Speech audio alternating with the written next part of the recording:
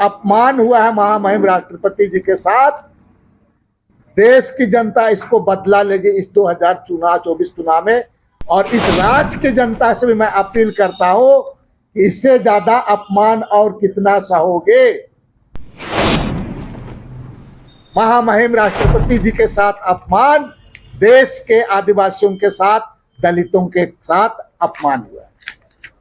और भारतीय जनता पार्टी में जो आदिवासी नेता लोग हैं, इसको देख करके उनको तो चुल्लू भर पानी में डूब मरना चाहिए। भारतीय जनता पार्टी और देश के प्रधानमंत्री आदिवासियों की गौरव और सम्मान करने की बात लगातार उनके द्वारा कहा जाता है, लेकिन आदिवासियों का गौरव और सम्मान का ढोंग रचने वाले, जिसको आप सभी लोगों ने आज के अखबार में देखा होगा कि कल मतलब आपका जो आज आपका 31 तारीख को देश के पूर्व उप प्रधानमंत्री श्रीमान लाल कृष्ण आडवाणी जी को भारत रत्न से उसको नवाजा गया। और देश के महामहिम राष्ट्रपति महोदया श्रीमती द्रौपदी मुर्मू जी श्रीमान लाल कृष्ण आडवाणी जी का, उनकी जो तबीयत खराब वगैरह के कारण उनके घर में ही जा करके ये भारत रत्न का सम्मान उनको उनके हाथों से दिया गया। एक तस्वीर छपी है, मैं आप लोग को दिखाना चाहूंगा अखबार में। ये 2 तस्वीर है मेरे पास,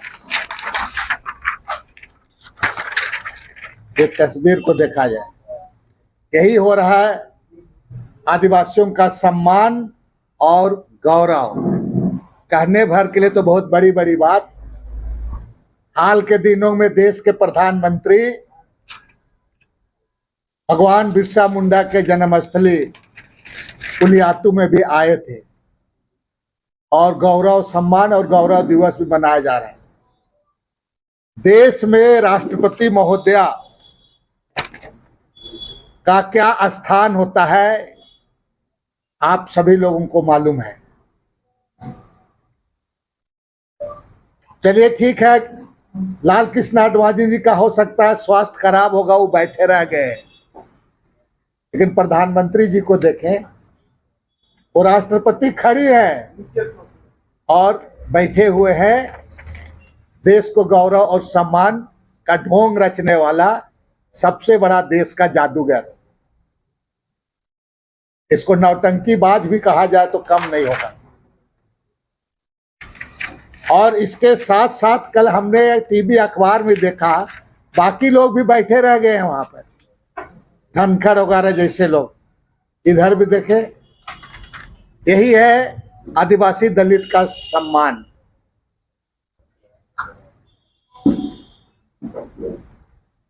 देश भर के आदिवासी दलितों का ये अपमान है। और मैं आज इस संवाददाता सम्मेलन के माध्यम से देश के नेताओं से भी आग्रह करूंगा, सब लोग को इसका देश भर में निंदा होनी चाहिए कि किस तरह से आदिवासी और दलितों के साथ में अपमान किया जाता है। महामहिम राष्ट्रपति के सामने प्रधानमंत्री जी बैठे हुए हैं पूरा।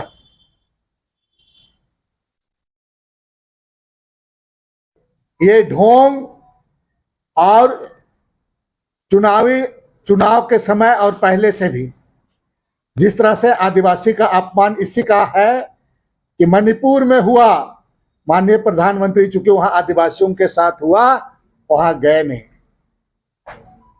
आप देखा होगा यहां पर आपका जिस तरह से मध्य प्रदेश में आदिवासियों के साथ किया गया,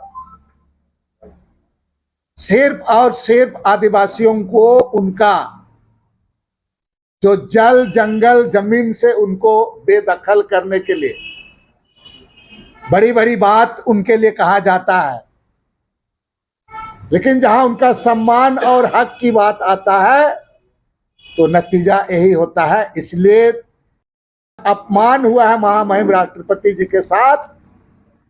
देश की जनता इसको बदला लेगी इस 2024 चुनाव में, और इस राज्य की जनता से भी मैं अपील करता हूं कि इससे ज्यादा अपमान और कितना सहोगे। महामहिम राष्ट्रपति जी के साथ अपमान, देश के आदिवासियों के साथ, दलितों के साथ अपमान हुआ। बस और कुछ पूछना है तो पूछिए। रुचि जी, अभी ऐसा है कि आचार संहिता है, अभी प्रदर्शन होगा, लेकिन आने वाले दिन में ये चुनाव में लोगों के बीच में एक इशू होगा, मुद्दा होगा, और जहां जहां जाएंगे इस बात को, इस तस्वीर को लोगों को दिखाने का काम करेंगे। और भारतीय जनता पार्टी में जो आदिवासी नेता लोग हैं, इसको देख करके उनको तो चुल्लू भर पानी में डूब मरना चाहिए। जो नेता जो चमचागिरी करता है भारतीय जनता पार्टी का, पेड वर्कर लोग हैं भारतीय जनता पार्टी का नेता, पेड वर्कर हैं, बोलना चाहेंगे इसमें, जहां बहस करना कहे। इससे ज्यादा और दूरबीन क्या देखोगे। एक अलग सवाल है, विधायक जो है वो अपने चुनाव शुरू कर रहे हैं, लोकसभा चुनाव शुरू कर रहे हैं, तो क्या राज्य की जो राजनीति है, तमाम विधायक जो है वो अब देश की राजनीति शुरू कर रहे हैं? हमको लगता है ये वाला सबको देखो, ये जोकर लोगों का थोड़ा बता दो लोगों को, ये ढोंग वाला रचने वाला लोग को थोड़ा ठीक से करिए, डाइल्यूट वगैरह ना हो, समझ रहे हैं ना। ये इतना बड़ा आप लोग भी समझ रहे हैं, देखिए ना पूरा कैसे महामहिम खड़ी है, देखिए, देख लीजिए पूरा। अब बहुत लोगों का आंख नहीं खुलता है तो चश्मा उसमें लगा के दिखाना होगा इस सब चीजों को, देखिए पूरा। अब बाबूलाल मरांडी जी को और दिखाना चाहिए, वो ठीक है, हम बोल रहा था कुतुब मीनार से डेगेंगे बोल करके, वो अब इसको देख के तो डेगना चाहिए उसको। चुनाव में बड़ा मुद्दा बनाएंगे, बड़ा मुद्दा है ही, इससे ज्यादा मुद्दा और क्या होगा। मतलब आप समझ लीजिए कि आदिवासियों को क्या समझता है, इसे समझ लीजिए। इसी से साबित कर दिया कि आने वाले दिन में हम संविधान बदलेंगे, यही दिखा दिया, वो बता दिया वो, आदिवासी आप मेरे लिए कुछ नहीं हो। बाबूलाल मरांडी प्रेस कॉन्फ्रेंस कर रहे हैं, अभी बोल रहे हैं सभी भ्रष्टाचारी एक दूसरे को बचाने के लिए चिल्ला रहे हैं। दिल्ली में एकजुट हुए हैं, भ्रष्टाचार मुख्यमंत्रियों को बचाने के लिए विपक्ष एकजुट हो रही है। पहले अपना गिरवा देखें, वो उनके साथ कौन कौन क्या है। भानु प्रताप शाही नहीं है क्या, कमलेश वगैरह लोग नहीं है क्या, देख ले।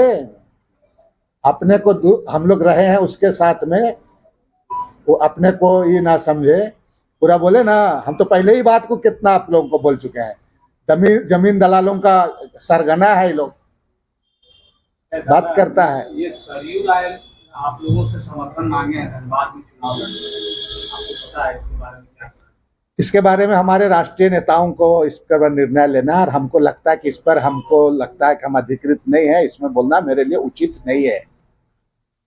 आरजेडी ने प्रेस कॉन्फ्रेंस कर कहा है कि हम पलामू और चतरा दोनों लड़ेंगे। ये तय तो वही हमने कहा कि भाई राष्ट्रीय नेता आला कमान लोग तय करेंगे, और अब लेकिन तब है क्या है कि अब विलम्ब नहीं होना चाहिए, अब जल्द से जल्द बाकी जो हमको 7-8 सीट मिला है उसके लिए नाम को घोषणा करना चाहिए, अब विलम्ब नहीं होना चाहिए। तरह लगता है कि सरयू राय अगर धनबाद से चुनाव लड़ते हैं तो एक मजबूत चेहरा इंडिया गठबंधन की तरफ से वो हो सकते हैं। मैं तो इसका हमेशा खिलाफ हूँ। सरयू कहाँ से बाहर का, संजय सेठ भी हरियाणा रिपू जी, और तुम उसको लाने चाह रहे हो। यहाँ का कोई मूलवासी लड़े वहां पर, मूलवासी लड़े कहाँ सरयू राय वहां लड़ेगा। सरयू राय अपना वहां, तो फिर हम हमेशा आदिवासी मूलवासी की बात करेंगे, मैं कैसे कहूँगा। ये तो बिल्कुल होना भी नहीं चाहिए, बिल्कुल नहीं होना चाहिए। यहाँ तो एगो संजय रिपू जी तुम्हारा लड़बे कर रहा है, पलामू से वो दे दिया है हरिजन, अरे कोई यहाँ का घासी चमार को दे देता तो अच्छा होता ना, कम से कम प्रतिनिधि बन के जाता लोकल आदमी। तो बीजेपी का कथनी और करनी भी दिखा दिया आप लोगों को, ठीक है।